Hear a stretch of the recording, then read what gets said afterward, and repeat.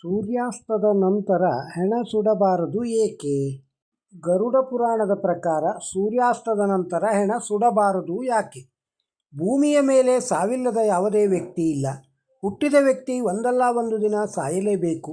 ಸತ್ತ ಮೇಲೆ ಪ್ರತಿಯೊಬ್ಬರಿಗೂ ಅವರ ಧರ್ಮದ ಪ್ರಕಾರ ಕೊನೆಯ ಕಾರ್ಯವನ್ನು ನಡೆಸಲಾಗುತ್ತದೆ. ಹಿಂದೂಗಳಲ್ಲಿ ಕೆಲವರಲ್ಲಿ ದೇಹವನ್ನು ಸುಡುವ ಪದ್ಧತಿ ಇದೆ. ಒಂದೊಂದು ಜಾತಿಯಲ್ಲಿ ಒಂದೊಂದು ವಿಧಾನದಲ್ಲಿ ಅಂತ್ಯಕ್ರಿಯೆಯನ್ನು ಕೈಗೊಳ್ಳಲಾಗುತ್ತದೆ.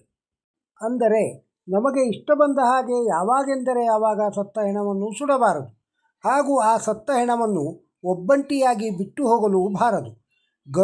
ಗರುಡ ಪುರಾಣದ ಪ್ರಕಾರ ಇಂತಹ ತಪ್ಪುಗಳನ್ನು ಮಾಡಲೇಬಾರದು ಎಂಬ ಉಲ್ಲೇಖವಿದೆ.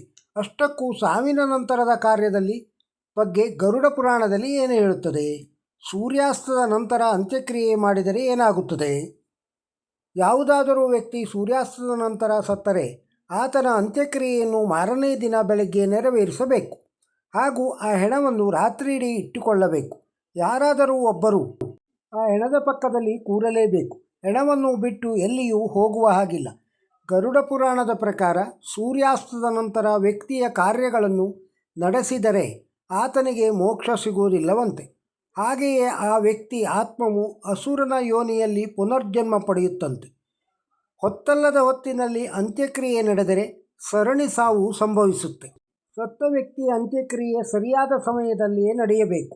ವ್ಯಕ್ತಿಯೊಬ್ಬ ಪಂಚಕ ಅಂದರೆ ಸೂರ್ಯಾಸ್ತದ ನಂತರ ಅಥವಾ ರಾತ್ರಿದ ಸಮಯದಲ್ಲಿ ಸತ್ತರೆ ರಾತ್ರಿಯಿಡೀ ಹೆಣವನ್ನು ಕಾಯಲು ಒಬ್ಬರು ಇರಲೇಬೇಕು.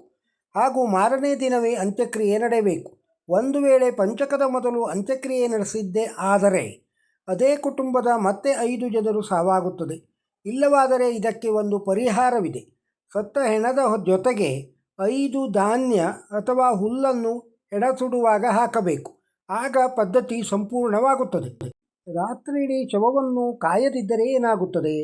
ಶವದ ಜೊತೆಗೆ ರಾತ್ರಿಯಿಡೀ ಯಾವ ಕಾರಣಕ್ಕೆ ಇರಬೇಕು ಎನ್ನುವುದರ ಬಗ್ಗೆ ಕೂಡ ಗರುಡ ಪುರಾಣದಲ್ಲಿ ಉಲ್ಲೇಖವಿದೆ. ಒಂದು ವೇಳೆ ಹೆಣವನ್ನು ಬಿಟ್ಟು ಹೋದರೆ ಅದರ ಒಳಗೆ ದುಷ್ಟಶಕ್ತಿಗಳು ಬಂದು ಸೇರುವ ಸಾಧ್ಯತೆ ಹೆಚ್ಚಾಗಿದೆ. ಅಥವಾ ಆ ಹೆಣದಿಂದ ನಮಗೆ ಕೆಟ್ಟದಾಗುವ ಸಾಧ್ಯತೆ ಇದೆ.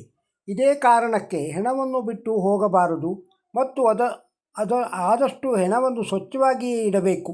ಇಲ್ಲವಾದರೆ ಇತರ ಪ್ರಾಣಿಗಳು ಬಂದು ಹೆಣಕ್ಕೆ ಹಾನಿ ಕೂಡ ಮಾಡಬಹುದು. ಮಕ್ಕಳೇ ಕೊನೆಯ ಕಾರ್ಯ ಪೂರೈಸಬೇಕು ಏಕೆ? ಹಿಂದೂ ಧರ್ಮದಲ್ಲಿ ಸತ್ತ ವ್ಯಕ್ತಿಯ ಮಗ ಅಥವಾ ಮಗಳು ಆತನ ಕೊನೆಯ ಕಾರ್ಯಗಳನ್ನು ಮಾಡಬೇಕು ಎಂಬ ಉಲ್ಲೇಖವಿದೆ. ಒಂದು ವೇಳೆ ಸತ್ತ ವ್ಯಕ್ತಿ ಸಂಬಂಧಿಕರು ದೂರದ ಊರಿನಲ್ಲಿ ನೆಲೆಸಿದ್ದರೆ ಅವರು ಬರುವವರೆಗೂ ಕಾಯುವುದು ಒಳ್ಳೆಯದು. ಈ ವೇಳೆ ರಾತ್ರಿಯಿಡೀ ಹೆಣವನ್ನು ಇಡಬಹುದು. ಸತ್ತ ವ್ಯಕ್ತಿಯ ಮಕ್ಕಳೇ ಕೊನೆಯ ಕಾರ್ಯ ಪೂರೈಸಿದರೆ ಒಳ್ಳೆಯದು. ಏಕೆಂದರೆ ಸತ್ತಿರುವ ಆತ್ಮಕ್ಕೆ ಶಾಂತಿ ಸಿಗುತ್ತಂತೆ. ಇಲ್ಲವಾದಲ್ಲಿ ಆ ಆತ್ಮವು ಮೋಕ್ಷ ಸಿಗದೆ ಭೂಮಿಯ ಮೇಲೆ ಅಲೆದಾಡುತ್ತಾ ಇರುತ್ತಂತೆ. ಹುಟ್ಟಿನಿಂದ ಸಾವಿನವರೆಗೂ ಪ್ರತಿಯೊಂದಕ್ಕೂ ಅದರದ್ದೇ ಆದ ಕಟ್ಟುಪಾಡುಗಳಿವೆ. ಈ ಕಟ್ಟುಪಾಡುಗಳನ್ನು ಸುಖಾಸುಮ್ಮನೆ ಮಾಡಿದ್ದಲ್ಲ. ಇದರ ಹಿಂದೆ ಕಾರಣವೂ ಇದೆ. ಹೀಗಾಗಿ ಇದ್ಯಾವುದನ್ನು ಉಲ್ಲಂಘಿಸದೆ ನಡೆಯುವುದು ಉತ್ತಮ. ಈ ವಿಡಿಯೋದಲ್ಲಿರುವ ಮಾಹಿತಿ ನಿಮಗೆ ಇಷ್ಟವಾಗಿದ್ದರೆ ಒಂದು ಲೈಕ್ ಕೊಡಿ. ಇದನ್ನು ಇತರರಿಗೂ ಶೇರ್ ಮಾಡಿ.